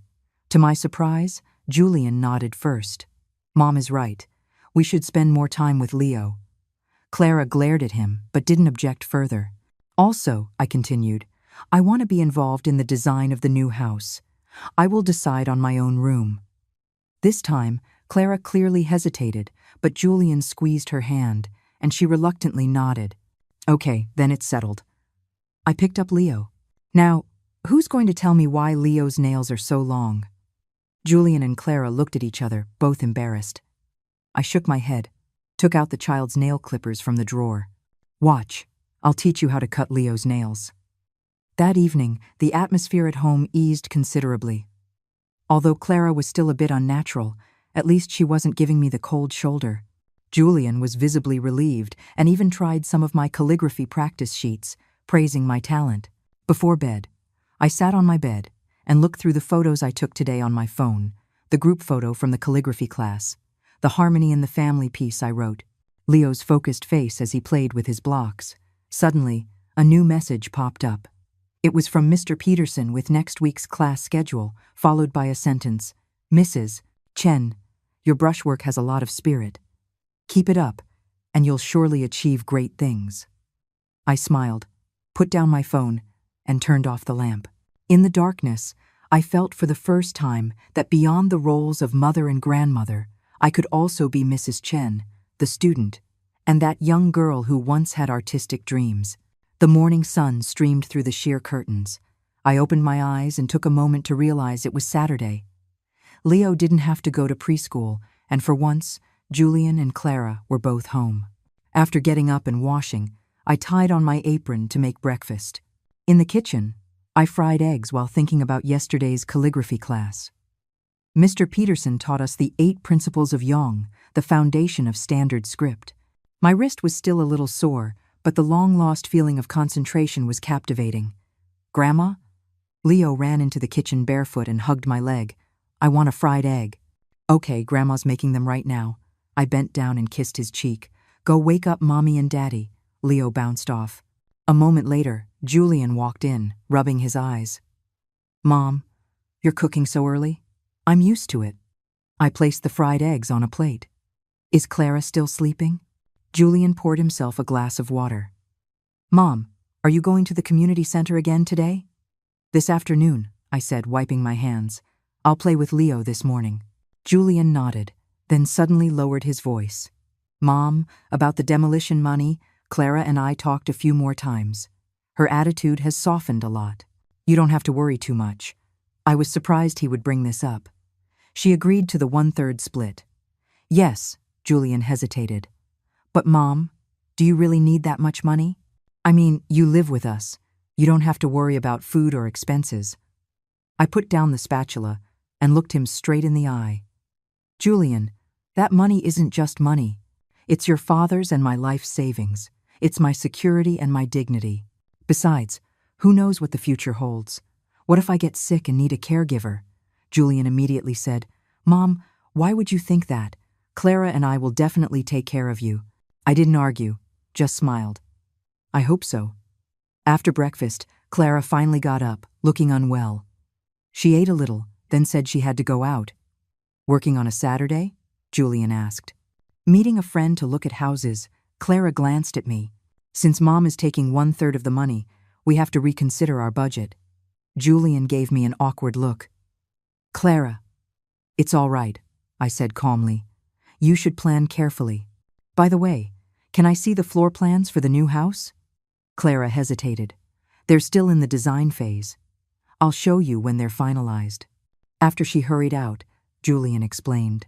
Clara is just anxious. She actually respects you a lot. Julian, I interrupted him, you don't always have to make excuses for Clara. I know what she's thinking. Julian closed his mouth sheepishly and went to build blocks with Leo. After cleaning the kitchen, I took out the paper and brush I bought yesterday and started practicing at the dining table. Horizontal and vertical strokes, left falling and right falling. The ink marks on the paper were still not smooth, but they were better than yesterday's. Leo came over curiously. Grandma, are you drawing? This is writing, I explained with a smile. Grandma is learning calligraphy. I want to learn too. Leo excitedly climbed onto a chair. I held his small hand and showed him how to hold the brush. Come, Grandma will teach you to write Leo. Julian watched from the side and suddenly took out his phone to take a picture of us. Mom, you teaching Leo to write is such a heartwarming scene. At noon, Clara didn't come back for lunch. Julian ordered takeout. After lunch, Leo took a nap, and I prepared to leave for the community center. Mom, Julian said at the door, holding my bag for me. Be careful on your way. This small gesture of concern warmed my heart. Okay. You two take good care of Leo. The community center was especially lively today. They were holding an art exhibition next week, and everyone was busy preparing their work. Mr. Peterson saw me and greeted me warmly. Mrs. Chen, perfect timing. We're short on hands to set up the exhibition area. Can you help? I gladly agreed and worked with several other members to hang paintings, stick labels, and arrange the displays. Pat chatted with me while we worked. Mrs. Chen, did you resolve your family matter? It's calmed down for now. I briefly explained the compensation plan. But they still won't show me the floor plans for the new house. Pat snorted. Be careful. They might be up to something. My son was like that too. Said all the right things. But in the end, Mr. Peterson came over, interrupting our conversation. Mrs. Chen, would you be willing to do a live calligraphy demonstration at next week's exhibition? I think your standard script is very solid. I quickly declined. I've only had 2 classes. I can't possibly make a fool of myself in public. Don't be so modest. Mr. Peterson smiled. Consider it encouragement for the other new students. I reluctantly agreed, but my heart was pounding. Could my calligraphy, neglected for so many years, really be presented to others? After the event, Mr. Peterson stayed behind to help me practice. He patiently corrected my grip and explained the force behind each stroke. Before I knew it, the lights outside had come on. It's so late. I looked at my watch and hurriedly packed my things. I have to get home. Leo will be looking for me. Mr. Peterson helped me roll up my practice sheets. Mrs. Chen, you're improving very quickly. Next week's demonstration will be no problem. On the bus home, I felt a long-lost sense of accomplishment, not from taking care of my grandson or making a delicious meal, but from completing something unrelated to my identity as a mother or grandmother. I pushed open the door and was surprised to find the living room dark. Only a sliver of light came from the study. I fumbled for the light switch and found takeout boxes on the dining table and Leo's toys scattered on the floor. "Julian," I called out. No answer. The study door was slightly ajar. I walked over, about to knock, when I heard Clara's voice from inside. "We have to find a way to make your mom give up that share of the money. If we have to, we'll threaten to not let her see Leo." My hand froze in midair, my heart suddenly racing. Julian's voice was low and tired. "Clara, don't be like that. Mom has already compromised." "Compromised?" Clara's voice became shrill. "1/3 is still over $100,000. The down payment for that townhouse we like won't be enough. We can choose a smaller one." "Julian!" Clara practically screamed. "Whose side are you on? Your mom's or your wife and son's?" After a moment of silence, Julian said in a low voice, "Of course I'm on your side. But Mom hasn't had it easy." Clara sneered. "She hasn't had it easy? What's she going to do with all that money by herself? Isn't it enough that we're taking care of her in her old age?" My hand started to shake. I had to lean against the wall to stay upright. This was the son I had worked so hard to raise. This was the daughter-in-law I had treated like my own daughter. All right, Julian's compromising voice came. "I'll talk to Mom again. By the way, did you put away the floor plans for the new house? Don't let Mom see them." "Of course," Clara said smugly. "I locked them in my office drawer. The basement has been changed to a storage room. If she asks, we'll just say the designer recommended that elderly people live on the first floor." I couldn't listen anymore. I turned to leave, but accidentally bumped into the umbrella stand by the door. With a loud clatter, the conversation in the study stopped abruptly. "Who's there?" Julian asked warily. The door was yanked open. Julian and Clara stood there, looking at me with shock. The air seemed to freeze. The three of us stared at each other, no one speaking. "Mom, when did you get back?" Julian stammered. "Just now." My voice was surprisingly calm. "I heard you discussing me." Clara's face instantly turned pale. "Mom, let us explain." "No need to explain." I turned and walked towards my room. "I've heard enough." Julian chased after me, grabbing my hand. "Mom, you misunderstood. That's not what we meant." I shook his hand off. "Julian, I'm 68, not 6. I know what I heard." Clara suddenly rushed over, blocking my way. "Since you heard it, let's just be direct. That money is very important to us. Leo's future education, buying a house, getting married, it all costs money. What does an old lady like you need so much money for?" I looked at this once gentle and lovely daughter-in-law and suddenly felt she was a complete stranger. Her eyes glinted with greed and calculation, her mouth twisted in anger. "Clara," I said, word by word, "that was bought with a lifetime of savings from your father-in-law and me. I have the right to decide how to use it. You?" Clara was trembling with anger. "Are you trying to drive us to our deaths?" "Enough." Julian suddenly roared, startling both of us. "Stop it. Mom, you go rest first. We'll talk tomorrow." I walked into my room silently and closed the door. All my strength seemed to drain away. Sitting on the edge of the bed, my hands trembled uncontrollably. My temples throbbed with pain. This was the family I had given everything for. In their eyes, I was just a nuisance, an old woman who should obediently hand over her assets. On the bedside table was a photo of Arthur and me. He was smiling gently in the picture, as if giving me strength. I gently stroked the frame, tears streaming down silently. "Oh, Arthur," I murmured. "How did our son become like this?" The night grew late. The house had long been quiet. I lay in bed, unable to sleep. The scenes from earlier replayed in my mind: Clara's hideous face, Julian's cowardice. Suddenly, a severe headache hit me, and a flash of white light blinded me. I tried to sit up but found my right side was unresponsive. My right hand fell limply to the side of the bed. Oh no. I vaguely realized what was happening. I tried to call for help but couldn't form clear words, only muffled groans. My vision started to go dark. In my last moments of consciousness, I saw the door being pushed open and Julian's terrified face appearing in the doorway. Mom! Mom! What's wrong with you? Julian's voice seemed to come from far away. Clara, call an ambulance. I think Mom's having a stroke. Then there was endless darkness. Blinding white light. That was my first perception of the world.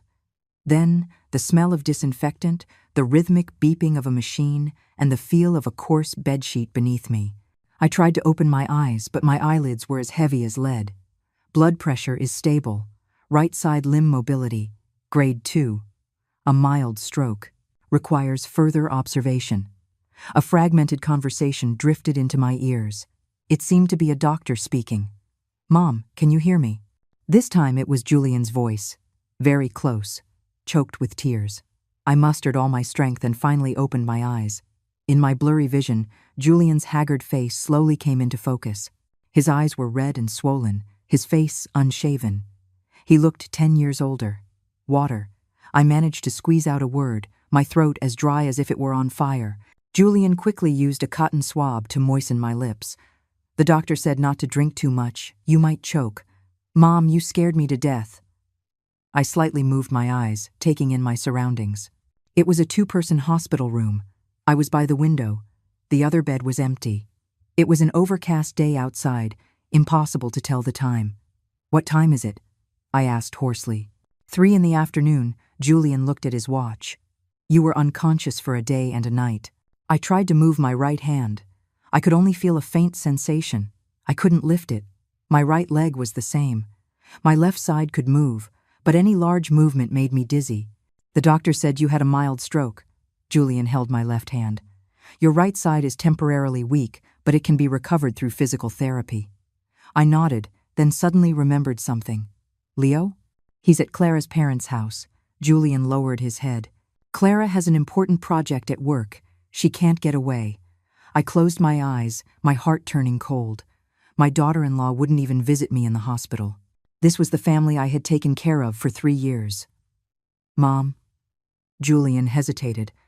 About that night, we— Don't say it, I interrupted him, my voice weak but firm. I heard everything. Julian's face turned pale. Mom, those were just angry words. We didn't mean it. Julian, I looked him straight in the eye. I'm 68, not 6. I know the difference between angry words and what you truly mean. He hung his head in shame, his hands clenched into fists. I'm sorry, Mom. I'm so sorry. I didn't respond, just turned my head to look out the window. The sky was gloomy, looking like it was about to rain. The room fell silent, with only the beeping of the monitor echoing. A nurse came in to check my blood pressure and IV, breaking the awkward silence. After she left, Julian, as if finding an excuse to change the subject, said, The doctor said you need to be observed in the hospital for 2 weeks. Then we'll see if you need to be transferred to a rehabilitation facility. What about the cost? I suddenly asked. Julian was taken aback. What? The hospital bills, the treatment fees, I said calmly. My insurance doesn't cover much. That, Julian stammered. Don't you worry. Clara and I will figure something out. I gave a cold laugh. With my demolition money. Julian's face flushed. Mom, that's not what I meant. Then what did you mean? I pressed him. Weren't you in a hurry to use that money to buy a townhouse? Julian was at a loss for words. After a long while he mumbled, Mom, you need to rest now. We'll talk about this later. Just then, the door to the room opened and a familiar figure walked in.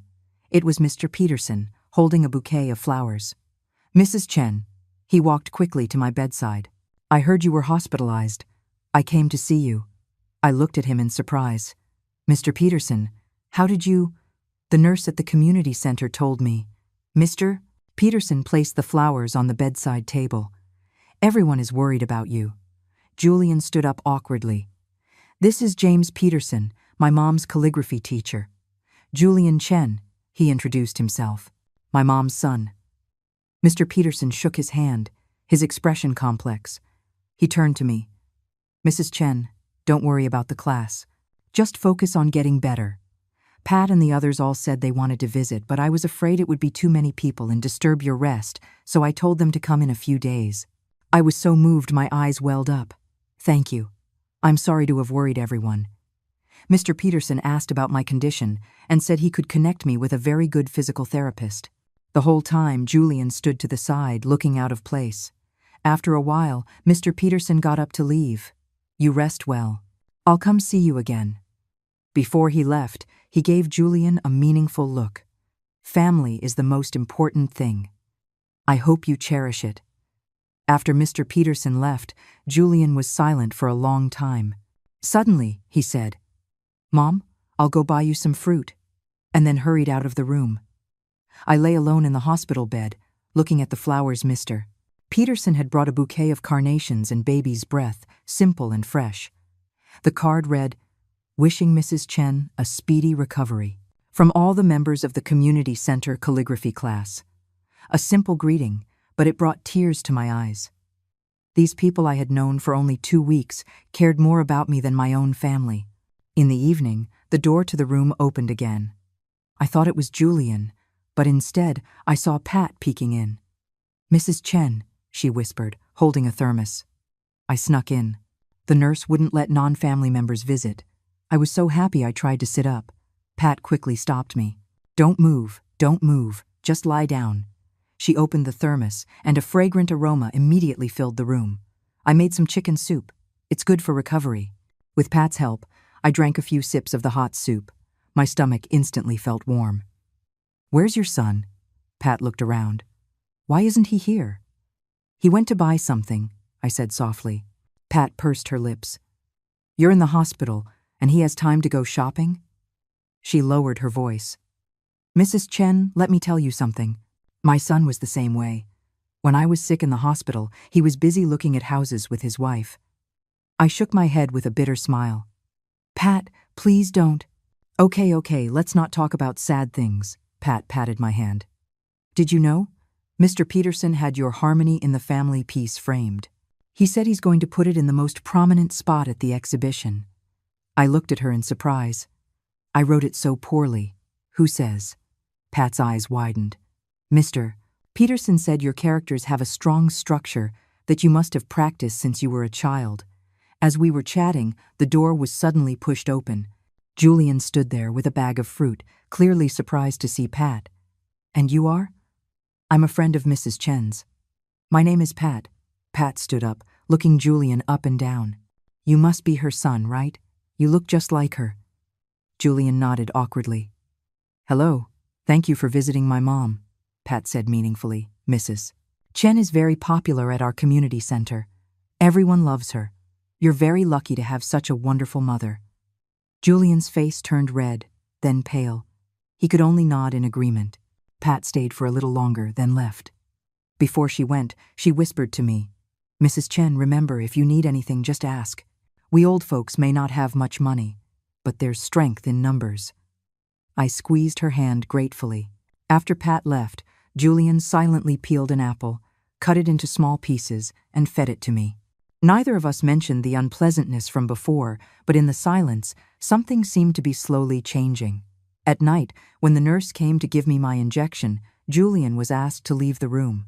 When he came back, his face was unusually grim. What is it? I asked. Julian hesitated. Clara called. She said Leo has a fever. She can't leave, so she wants me to go back. My heart tightened. Then you should go back. Leo is more important. But you... I'll be fine, I managed to smile. The nurses are here. After a moment of internal conflict, Julian finally said, Then I'll go back and check. I'll be here first thing in the morning. He helped me adjust my bed, poured a glass of water, and placed it within reach. Mom, if you need anything, just press the call button. Watching his retreating back, I had mixed feelings. When Leo was sick, he rushed back immediately. When I had a stroke, he hesitated. That was reality. The night grew late. The room was quiet except for the beeping of the monitor. The other bed was still empty. The moonlight shone coldly through the window. I tried to move my right hand. I could still only move my fingers slightly.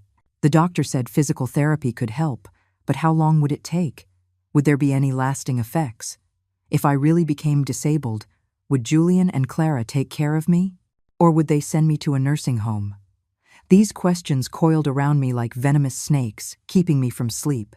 The next morning, the doctor came for his rounds. He said my condition was stable and I could start simple rehabilitation exercises. A young therapist taught me how to move my fingers and toes. Although each movement was incredibly difficult, I gritted my teeth and persisted. Julian didn't show up until noon, his eyes bloodshot. Leo's fever went up to 102. It was a rough night. "And now?" I asked eagerly. "He's better." Julian sat down wearily. "Clara took the day off to take care of him." I nodded and said no more. Julian looked exhausted.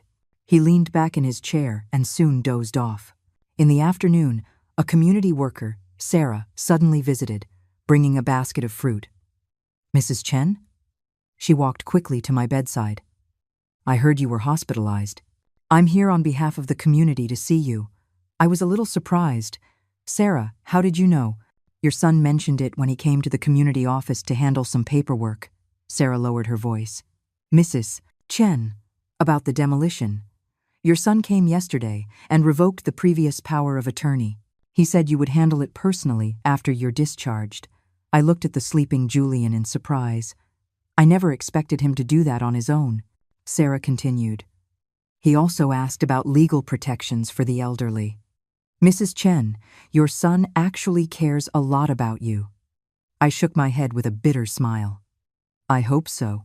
Sarah talked about some recent community news and left her contact information before she left, saying I could call her any time.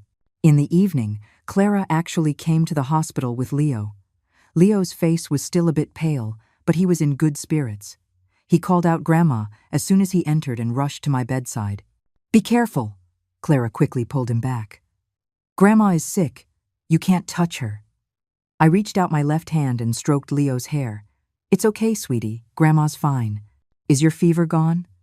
Leo nodded and took a crumpled piece of paper out of his pocket. "I drew this for Grandma." On the paper was a crayon doodle of a person in a hospital bed with a smaller person standing next to it. "It's beautiful," I praised him sincerely. "Grandma loves your drawings the most."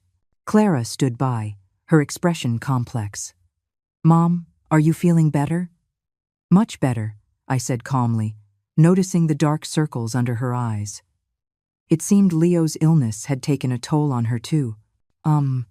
Clara wrung her hands. "Don't worry about the medical bills. Julian and I have discussed it. We'll pay for it with the demolition money," I asked directly. Clara's face flushed. "No, I mean, with our savings." Leo looked up curiously. "Mommy, what's demolition money?" Clara quickly changed the subject. "It's nothing, Leo. Do you want an apple? Mommy will peel one for you." Watching Clara's flustered state, I found it somewhat amusing. The once so assertive daughter-in-law was now so timid in front of me. Was it because I was sick? Or had Julian finally stepped up? They didn't stay long, saying they were afraid of tiring Leo out. Before leaving, Clara, for the first time, said, "Mom, you rest well. Call if you need anything." I nodded without saying much. Change doesn't happen overnight, but at least this was a start. That night, Julian stayed with me. I woke up in the middle of the night to find him sitting in the chair by my bed, looking at something in the dim light. I looked closer and saw it was the growth album I had made for him, from birth to college graduation. Next to each photo, I had written the date and a little story. He was so engrossed he didn't even notice I was awake. In the moonlight, I saw him wipe his eyes with his hand. At that moment, I suddenly understood.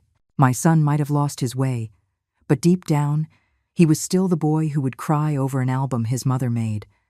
It was just that the adult world was too complicated. Marriage, career, children, all the pressure had made him forget his original self. I gently closed my eyes, pretending to be asleep. In a corner of my heart, the ice began to quietly melt. On the 7th day of my hospital stay, I could already lift my right hand slightly. Although I couldn't hold anything yet, The physical therapist said I was making great progress. Julian came almost every day, sometimes with soup from home, sometimes just sitting quietly with me during my therapy. Clara had visited twice more, always with Leo. Her attitude was much softer than before, but her eyes always held a hint of caution, as if she were on guard against me suddenly bringing up the demolition money. That afternoon, I was practicing gripping a rubber ball with the therapist when Mr. Peterson suddenly appeared at the door. "Mrs. Chen," he walked over quickly. "You're looking much better." I put down the rubber ball, surprised and happy. "Mr. Peterson, what brings you here?" "I came to bring you this." He took a photo out of his briefcase. It was from the art exhibition at the community center. The Harmony in the Family piece I had written was framed beautifully and placed in the center of the display. "Everyone misses you very much," Mr. Peterson smiled. "Pat talks about you every day, says the tea parties aren't the same without Mrs. Chen." I stroked the photo, my nose tingling. "Please thank everyone for me, Mr. Peterson then told me that after seeing the exhibition, the community had invited the senior center to host a calligraphy class, and they had specifically requested me as a teaching assistant. Me? I stared in disbelief. "I've only had a few lessons." Mr. Peterson said, "You have a gift," he winked, "and the community residents all like you." As we were talking, Julian pushed the door open and was clearly surprised to see Mr. Peterson. "This is James Peterson, my mom's calligraphy teacher," I introduced them. Mr. Peterson extended his hand. "Julian Chen." Julian shook his hand, his expression complex. "Thank you for visiting my mom. Mrs. Chen is our pride and joy." Mr. Peterson patted my shoulder. "Her calligraphy is improving by leaps and bounds. She's the star student in our class." Julian looked at me in astonishment. "Mom, you're that good?" I felt a little embarrassed. Mr. Peterson is exaggerating. Mr. Peterson stayed for a little longer, then left, saying that when I was discharged, they would hold a welcome party for me. Julian walked him to the elevator and came back looking thoughtful. "Mom," he sat by my bed, "you really love calligraphy, don't you?" I nodded. "I loved it when I was young. I just never had the chance to learn." Julian was silent for a moment, then suddenly said, "Mom, I'm sorry. I never knew you had this hobby." "It's okay," I said softly. "You're busy with work." "I understand." This seemed to sting him. He lowered his head. His hands clenched into fists. "No, Mom. It's because I wasn't paying attention. I've always seen you as Mom, but I forgot that you are also Eleanor." I looked at him, surprised he would say something like that. "Julian." "Mom." He looked up, his eyes red. "When you're discharged, let's have a proper talk. About the demolition money, about the future. I have some thoughts." I nodded, feeling both hopeful and anxious. What would be the outcome of this talk? A real reconciliation or a new round of games? 3 days later, the doctor finally approved my discharge. Although my right hand hadn't fully recovered, I could manage my daily life. Julian and Clara came to pick me up together. Leo didn't come because he had preschool. When I got home, I found the house was clean and tidy, with a bouquet of flowers on the dining table. Clara, for the first time, cooked herself, making a few light dishes. "Mom," Julian cleared his throat at dinner, "Clara and I have discussed it. After you've rested, we'll have a family meeting to clear things up." I put down my chopsticks. "We can talk now." Julian and Clara exchanged a look. Then Julian said, "All right. About the demolition money for the old house, we've decided to respect your wishes." "Respect your wishes?" Clara suddenly interrupted. "Mom, we found a 3-bedroom apartment not far from here. The neighborhood is very nice." She took out a brochure from her bag. "The master bedroom is south-facing with a balcony." I opened the brochure. It was a new apartment building, 3 bedrooms, 2 living rooms. It was indeed nice. "We've done the math," Clara said eagerly. "After the demolition money comes, we'll give you 1/3. The rest is just enough for the down payment on this apartment. Julian and I will slowly pay off the mortgage." I closed the brochure and looked her straight in the eye. "Where is my room?" Clara was taken aback, then pointed to the floor plan. "This secondary bedroom gets plenty of sunlight." "It's not the basement anymore?" I asked directly. Clara's face turned beet red. "Mom, you misheard that day. We never thought about— Clara, I interrupted her calmly, let's not lie to each other anymore. What I heard, what I saw, I'm clear about it in my heart. The dining table fell silent. The atmosphere was so thick you could cut it with a knife. Julian hung his head. Clara bit her lip, her fingers fidgeting. Mom, Julian finally spoke. We were wrong. We were really wrong. I've thought a lot during this time. He took a piece of paper out of his pocket and pushed it in front of me. This is a new distribution plan I made. Take a look. I picked up the paper. It detailed a new plan for the demolition money. 40% for me, 60% for them to buy the new house. The new house's title would have all three of our names, and I would decide the style of my room. Why the sudden change of heart? I put down the paper and looked Julian in the eye. Julian took a deep breath. Mom, the night you were hospitalized, I looked through the growth album you made for me. Next to every photo, you had written the date and a story from that time, from my birth until now. His voice choked up.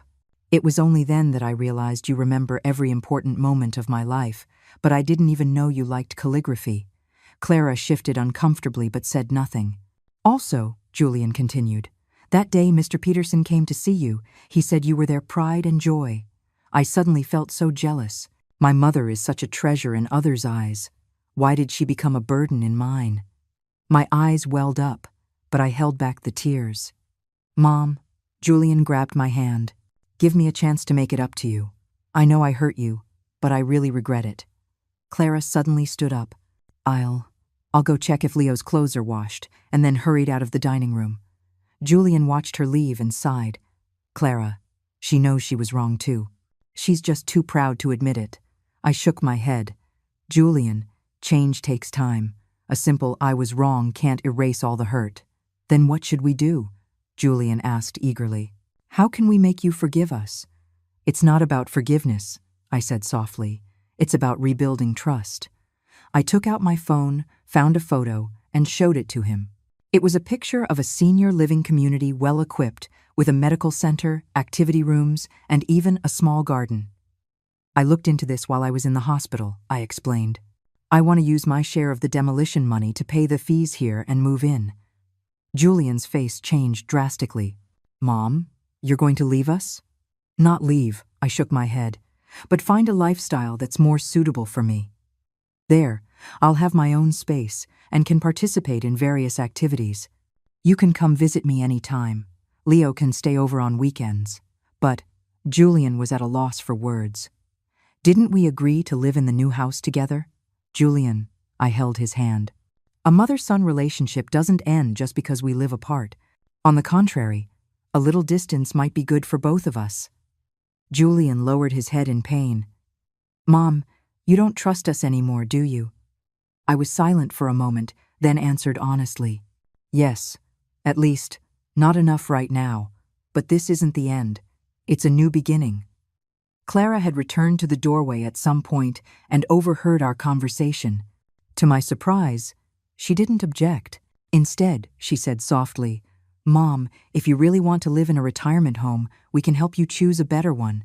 It's not a retirement home, I corrected her. It's a senior living community. They have a lot of activities, people my own age to socialize with, and professional nursing staff. But Leo will miss you, Clara said weakly. I'll come back often to see him, I said with a smile. Or you can bring him to my place to play. A little distance in a relationship might be better than being crammed together and complaining about each other. Julian and Clara looked at each other, not knowing how to respond. Also, I continued, I plan to use part of the money to set up an education fund for Leo, specifically for his future schooling. Clara's eyes lit up. Really, Mom? Of course, I nodded. He's my grandson. I love him. This seemed to touch Clara. Her eyes turned red, and she suddenly started to cry. Mom, I'm sorry. I'm so sorry. I handed her a tissue and didn't say much. Some wounds need time to heal. Some trust needs to be rebuilt through actions. That night, we reached a preliminary agreement. After the demolition money came, 40% would be mine for the senior community fees and Leo's education fund. 60% would go to Julian and his family for their new house. The new house would have a room reserved for me, and I could stay there any time. As for the senior community, I planned to try living there for 3 months to see if it suited me. Before bed, Julian came to my room, holding an old box. "Mom, I found this when I was cleaning out the study." I opened the box. Inside were all my paintings and design sketches from when I was young. Some had yellowed, but they were well preserved. I had completely forgotten about these. "You see," Julian said softly, "you were so talented once, but you gave it all up for me and Dad." I stroked the yellowed drawings, memories flooding back. Yes, I once had dreams, hobbies, an identity other than mother and wife.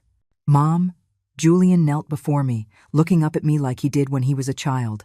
"I support your decision to go to the senior community. Not because I don't want to take care of you, but because I want you to find yourself again, to be as happy as you are at the community center." My tears finally fell, dripping onto those youthful dreams. Julian hugged me, gently patting my back, just like I used to comfort him. At that moment, I felt like I could see the light at the end of the tunnel. Maybe we really could find a new way to get along, not through sacrifice or demands, but through mutual respect and fulfillment. 3 months later, sunlight streamed through the floor to ceiling windows, illuminating the calligraphy piece I had just finished. The 4 large characters, spring blossoms, autumn fruits, stretched across the paper, the ink still wet, glistening in the Sunday Mrs. Chen. "This piece is magnificent, Mr. Peterson stood beside me, full of praise. "Your brushwork is becoming more and more steady." I put down my brush and flexed my right wrist. After continuous physical therapy, my right hand had recovered 80% of its function. Writing and painting were no longer a problem. "Let's use this one for next week's community exhibition," I said with a smile. "Excellent." Mr. Peterson helped me roll up the paper. "By the way, for tomorrow's intergenerational communication event, is your son confirmed to attend?" I nodded. "He said he would come." 3 months ago, I had moved into this high-end senior living community. Although Julian had accepted my decision, he was clearly reluctant. He had brought Leo to visit me a few times during this period, always in a hurry. Clara had only come once. I knew they were still adjusting to this new way of living. "Take it slow," Mr. Peterson said, as if reading my mind. "It takes time to mend family rifts." As we were speaking, my phone rang. It was a message from Julian. "Mom, what time does the event start tomorrow?" I took a half-day off. I replied with the time, a flicker of anticipation in my heart. I had proposed this intergenerational event, inviting family members to visit the community, understand the lives of the elderly, and promote mutual understanding. Many residents' children had agreed to come, but I was most concerned about Julian's attitude. The next morning, the activity center was decorated warmly and grandly. The walls were adorned with residents' calligraphy and paintings, and long tables were set with pastries and fruit. As one of the event organizers, I arrived early to help. At 10 o'clock, the family members began to arrive.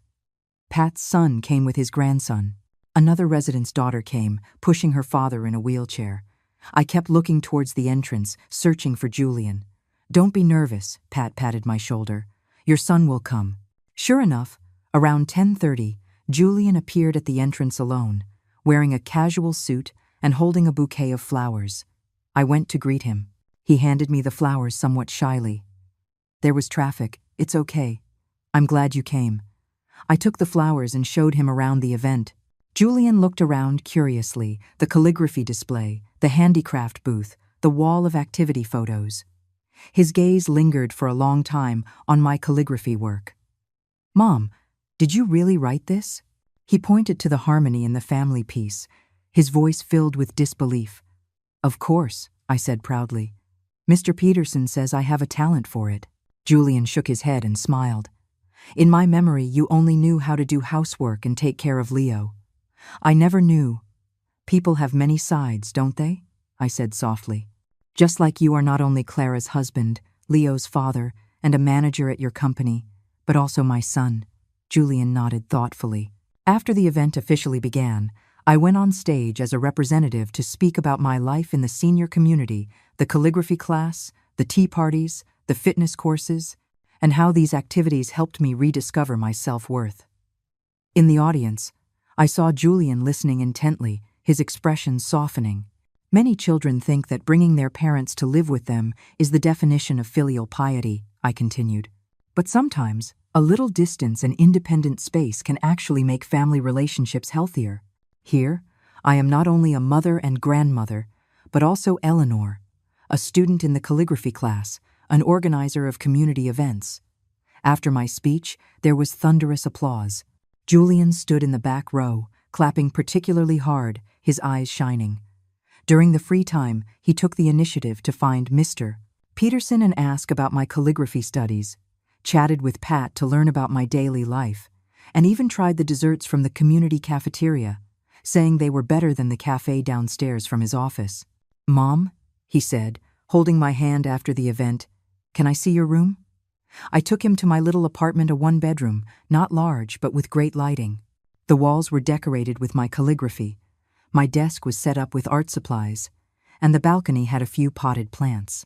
"This is really nice." Julian looked around, his tone sincere. "Much better than I imagined. Do you like it?" I asked. "I do," he nodded. "I can tell you're very happy here." We sat down at the small dining table. I brewed a pot of tea. Julian took a file folder out of his bag. "Mom, the demolition money came through yesterday. As we agreed, this is your share." I took the file. It contained the bank transfer receipt and a copy of the new property deed. The new house was registered in all 3 of our names, with a room reserved for me as promised. "Clara wanted to bring it over herself," Julian said, a little embarrassed, "but she had to work late. I knew it was an excuse, but didn't expose it. Please thank her for me." Julian took a sip of tea and suddenly said, "Mom, I've thought a lot these past 3 months. Seeing you so happy here, I feel both happy and guilty." "Why guilty?" "Because I never thought about what you needed." He looked down. "I only knew how to take from you help with the baby, do the housework, but I forgot that you have your own life and dreams." I patted his hand. "It's not too late to know now." "Mom?" Julian looked up, his eyes red. "Can I see that growth album? The one you made for me?" I took the album from the bookshelf and handed it to him. Julian flipped through it page by page, from his birth to his first month, from his first steps to his first day of school. Next to each photo was neatly written the date and a fun anecdote. When he reached the last few pages, Julian suddenly froze. There were a few photos he had no memory of. At his college graduation, I stood beside him, smiling radiantly. On his wedding day, Arthur and I posed with him, tears in our eyes. When Leo was born, I held the newborn, my face full of happiness. "These were all important moments in your life," I said softly. "I've always treasured them." Julian's tears finally fell, dripping onto the photos. "Mom, I was wrong. I was so wrong." I hugged him, patting his back gently like I did when he was a child. "It's okay, son. It's okay." That afternoon, we talked for a long time about funny stories of Arthur, about why I had moved in with them in the first place, about his feelings of being overwhelmed by work and family. The 3-hour conversation was more in-depth than all our communication over the past 3 years. Before he left, Julian hugged me tightly. "Mom, I'll bring Leo to see you next week. Can Clara come too?" "Of course," I smiled. "I'll teach Leo to write with a brush." After seeing Julian off, I returned to my desk, opened my journal, and wrote down my feelings from the day. Julian came to the event today. He's changed. He's starting to truly see me. At 68, my life seems to have just begun. I have something I love, my own space, and a family I can see any time. It turns out that old age isn't about waiting to be taken care of, but about rediscovering your own worth. Closing my journal, I looked out the window.